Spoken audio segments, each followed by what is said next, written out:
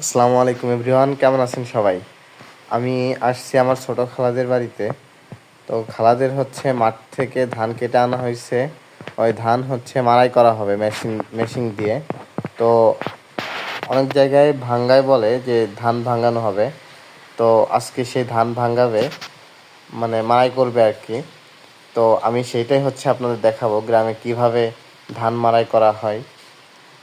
আর ধান মাড়াই করতে করতে আকাশে মেঘ চলে আসছে, অনেক মেঘ। তো বৃষ্টি আসার সম্ভাবনা আছে। আর গ্রামে বৃষ্টির আগের যে মুহূর্তটা আহ, অসম্ভব রকমের সুন্দর হয়। আকাশে মেঘ, চারিদিকে বাতাস, মানে বলে বোঝানোর মতো নয় মুহূর্তটা যে এত সুন্দর, না দেখলে বোঝা যাবে না। তো আপনাদের দেখায় কিভাবে ধান মাড়াই করা হয়।